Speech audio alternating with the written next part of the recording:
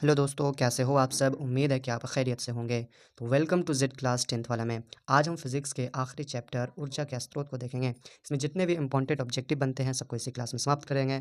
तो बिना देर के हुए इस वीडियो को शुरू करते हैं। पहला क्वेश्चन है कि सूर्य जल ऊष्मा का उपयोग गर्म पानी पीने के लिए नहीं किया जा सकता। कौन सा ऐसा दिन है जिसमें सूर्य के ऊष्मा का उपयोग गर्म पानी पीने के लिए नहीं कर सकते हैं? धूप वाले दिन, बादलों वाले दिन या फिर गर्म दिन, तूफानी दिन। तो सूर्य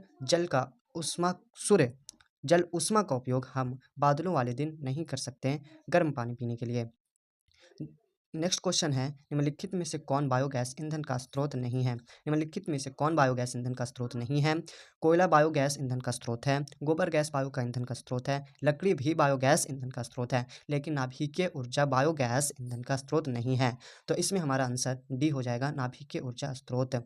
नेक्स्ट क्वेश्चन है, जीवाश्म ईंधन के ऊर्जा का वास्तविक स्रोत है। जीवाश्म ईंधन के ऊर्जा का वास्तविक स्रोत है सूर्य, चंद्रमा, नाभिकीय संकलन या फिर इनमें से कोई नहीं। तो नाभिकीय ईंधन का ऊर्जा का वास्तविक स्रोत सूर्य होता है।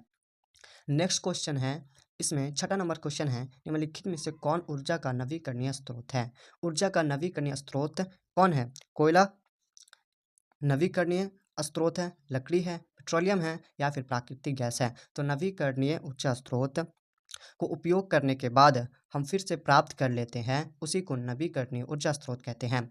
तो कोयला को हम प्राप्त नहीं कर सकते उपयोग करने के बाद, लकड़ी को भी नहीं कर सकते, पेट्रोलियम को भी नहीं कर सकते, लेकिन प्राकृतिक गैस को हम बार बार उपयोग में और फिर बना सकते हैं। तो हमारा आंसर डी होता है, प्राकृतिक गैस।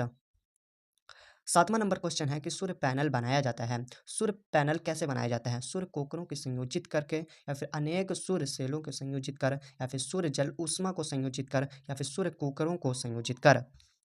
तो इसमें हो जाएगा अनेक सूर्य सेलों को संयोजित करके हम सूर्य पैनल को बनाया जाता है।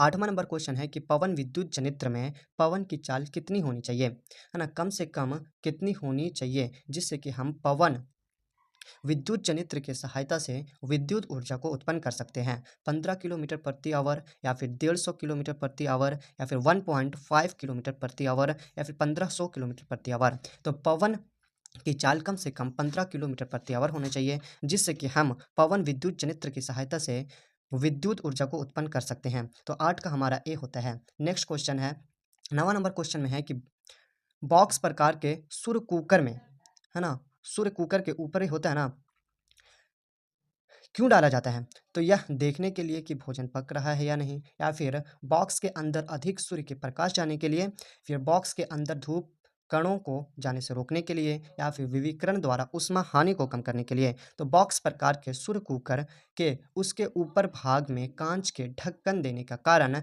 विकिरण द्वारा ऊष्मा हानि को कम करने के लिए। तो इसका आंसर डी होता है। 10वां नंबर क्वेश्चन है, नाभिकीय ऊर्जा प्राप्त करने के